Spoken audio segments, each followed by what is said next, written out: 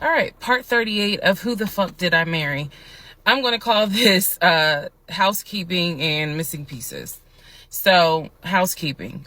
First and foremost, as much as I know you all have enjoyed this series, and some of you have told me how entertaining you have found it, the story will be done this weekend. So, in other words, I don't care how many parts I gotta film. It will be done this weekend. We're not gonna drag it into the new week.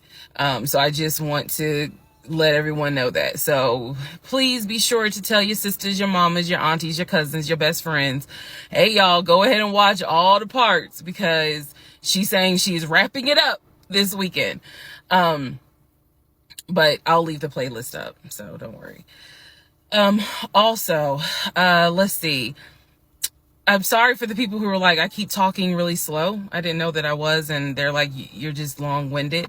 I'm very detailed. So that's probably what you're feeling, is that I'm detailed and I'm trying to get everything out, again, in a responsible manner.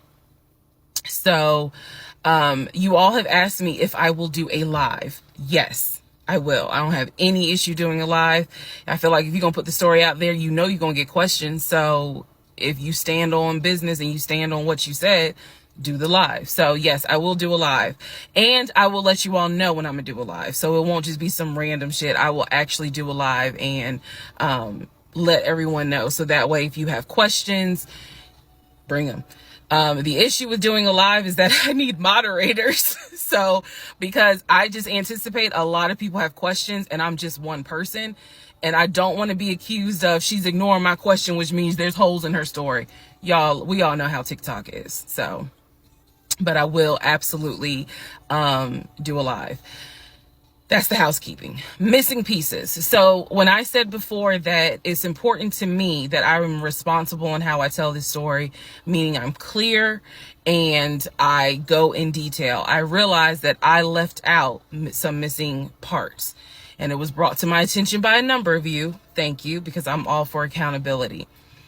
I did not go into how my ex-husband, Legion, left the condiment company and then went to Apple. I also did not go into detail on when my mom came to visit. Both of those were in the month of April. I was going to go into detail a little bit more on the Apple situation because, as you probably have figured out, of course something came out later on. But nevertheless, in terms of April of 2021, my mom came for a visit. She lived in Arkansas. She came to visit us. She came to visit us after we had that whole sexting on Facebook incident and just after we had started marital counseling. There were no fireworks during her visit. Nothing was weird. I did talk about how, my family has always been there. And if you spoke with my mom, she would tell you she didn't see anything out of the ordinary. But there was something in her spirit that just didn't sit right. She didn't talk to me about it at the time. She did not raise her concerns. She simply, when she came to visit, we welcomed her with open arms. Legion was excited to meet her. She was excited to meet him. We took my mom out to eat. It was a typical, very quiet, non-active visit. I didn't know what my mother thought until later on. So she didn't share with me during the visit, something don't seem right. She and I sat in the guest room talking. I never told her anything that was going on. Number one, because again, it goes back to that mindset of what happens in my marriage needs to stay in my marriage. And I talk about how I didn't think looking back, it was not a good idea that I told my aunt what had happened. My aunt is not the type that's going to tell my mother that, in other words, if you confide in her, she keeps it between you and her. So my mom never knew that there were any issues.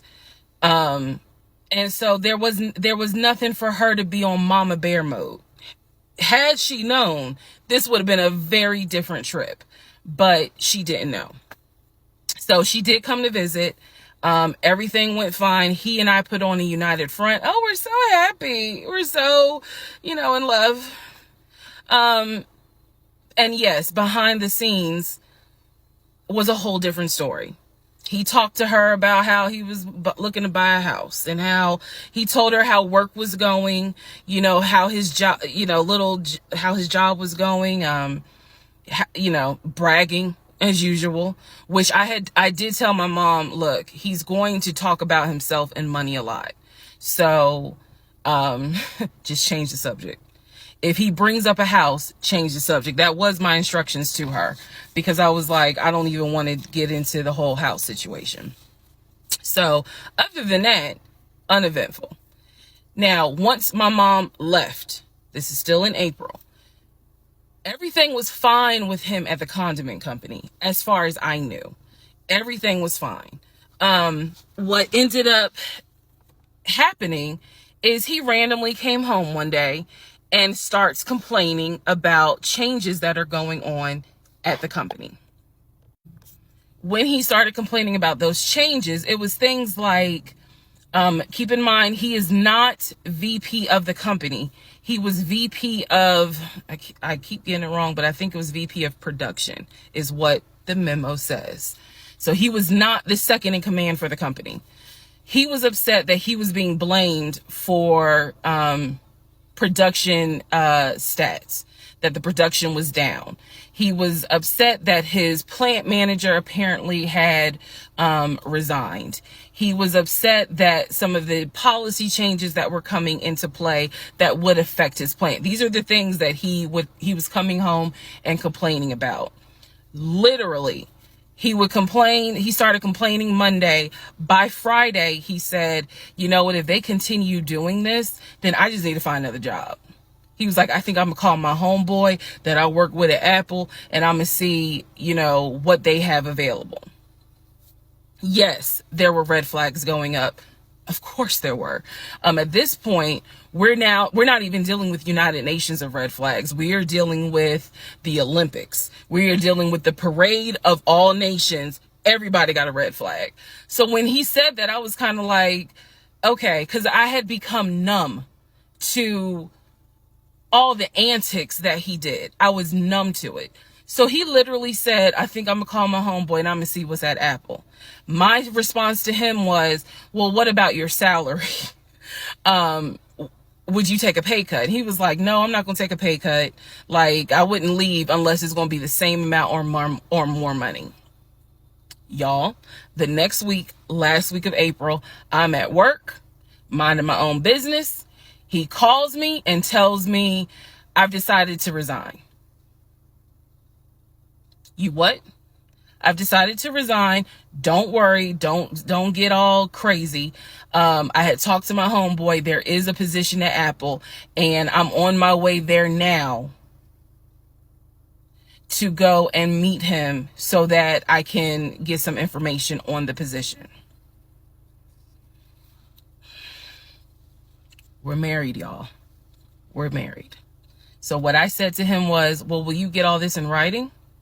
His words to me were, of course I'm going to get it in writing. I'm not stupid. You know what? I don't even want to talk to you no more. Click. That's the end of April. So that is how I was introduced to this Apple job. Again, if you stick with this series, you will find out exactly what happened. But that's how I was introduced to the Apple job. It literally was in a span of within 2 weeks. And he resigned from the condiment company and immediately said, I'm going to move over to Apple. Just wanted to clarify that. So we will continue on.